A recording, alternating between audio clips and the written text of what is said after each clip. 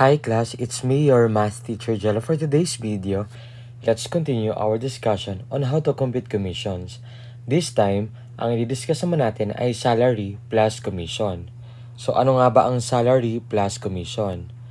Generally, if a person is employed by a firm as a salesman, he or she is given a basic salary, take note, a basic salary or fixed salary, in addition to the commission based on his or her sales.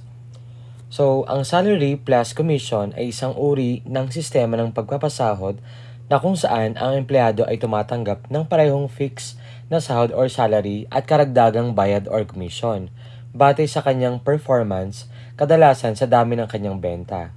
So, by the way, kapag sinabi nating salary, ito ay tiyak o regular na sahod na natatanggap ng empleyado kada buwan. So, kahit wala siyang naibebentang produkto o serbisyo, meron siyang ini-expect na sahod kada buwan. Okay? So, yung commission, kumbaga incentive kung tawagin, ito ay karagdagang kita na ibinibigay base sa halaga ng benta na ginawa ng empleyado. So, kadalasan ito ay porsyento ng kabuang benta. Halimbawa, at 2%, 3%, and so on. Okay? So, dito class, we have formula, no? The formula to obtain the gross pay or gross earnings under the salary plus commission is given by, so we have the gross pay is equal to the basic salary plus commission rate or the rate of commission times sales or the total sales or collection. And for us to fully understand this concept, let's have examples. Number 1, Miss Jem is a sales agent in ABC company and her basic salary is 18,500 pesos per month. She is given 4% commission on her sales. Calculate her gross pay for the month if her sales was 800,000 pesos. Okay, so using the formula above, so we have the gross pay. Mas maganda isusulat natin yung mga given natin, right? So, we have the basic salary. Okay, so given. So, the basic salary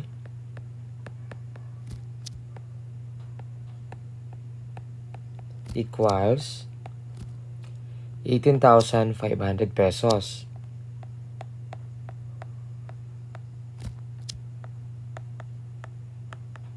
And then, another given, the rate of commission or the commission rate, which is 4%. Okay? So, the commission rate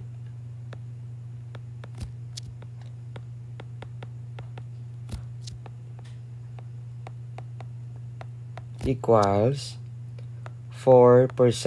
Or in decimal, this is about 0.04. Okay. And then, calculate her gross pay for the month if her sales was 800,000 pesos. So, ibig sabihin, ito yung total sales or the collection. Total sales that is equal to 800,000 pesos. Gets?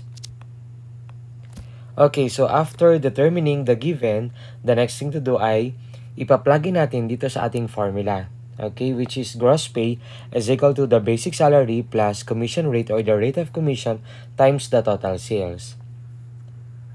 So, gross pay. And then, we're looking for the gross pay kasi. Ayan o. Calculate the gross pay. So, is now equal to the basic salary. That is about 18,500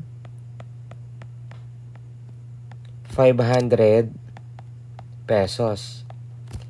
And then plus, okay, maglagay tayo ng parentheses. It makes sense to put the parentheses para ginagrupo natin yung magkakasamang terms, no? Okay, so we have the, under this, we have commission rate or the rate of commission, which is 4% or simply 0.04. It doesn't matter kung ang gamitin natin dyan ay 0.04 or use 4%. Walang problema dyan. and then times our total sales will be 800,000 pesos.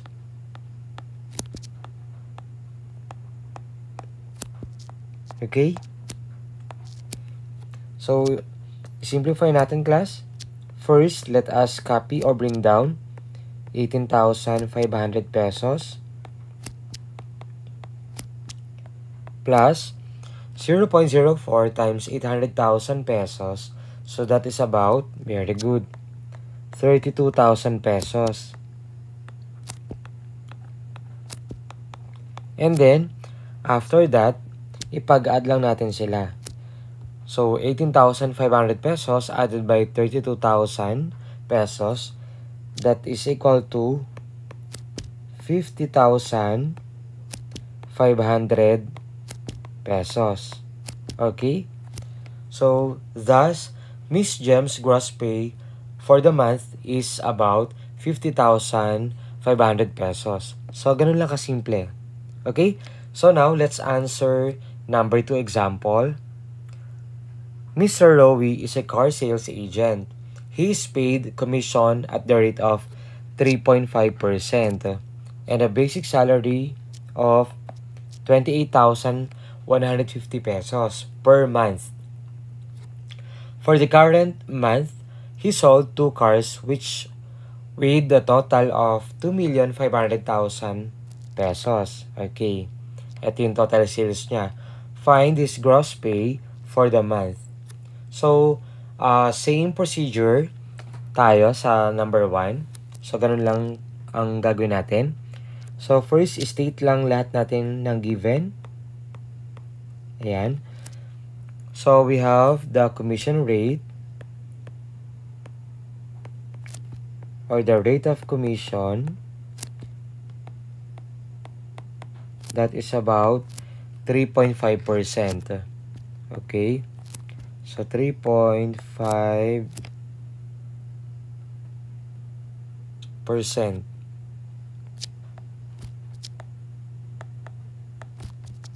Or, in decimal, pag kinonvert natin yan, magiging 0.035. So, tandaan nyo yung class. And then, we have the basic salary.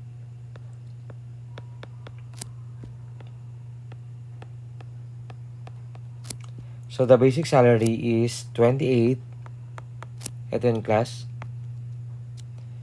28,150 pesos.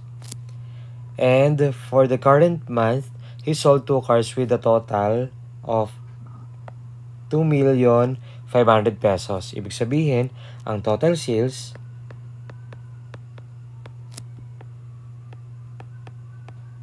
ay 2,500,000 pesos. Gets?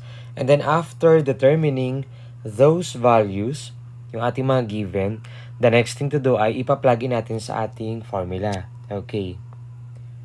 So, the gross pay is now equal to the basic salary, which is 28,150 pesos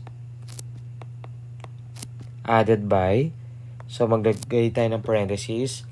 So, yung commission rate or the rate of commission is 0.035 or 3.5%. I-multiply natin doon sa ating total sales, which is, very good, 2,500,000 pesos. Okay? So, nagigets ba? And then, i-simplify natin yan. Just copy 28,150 pesos plus, if we're going to get the product inside the quantity, that is about, very good, 87,500 pesos using our calculator. Gets? And then after that, ipag-add lang natin yung dalawa na yan. So, with a total of 115,600 650 pesos. Okay? So, therefore, Mr. Rowi's gross pay for the month is 115,650 pesos. Gets? So, ganun lang kasimple at kadali. So, this is the end of our video. I hope na marin kayo natutunan. Thank you for watching. Follow for more.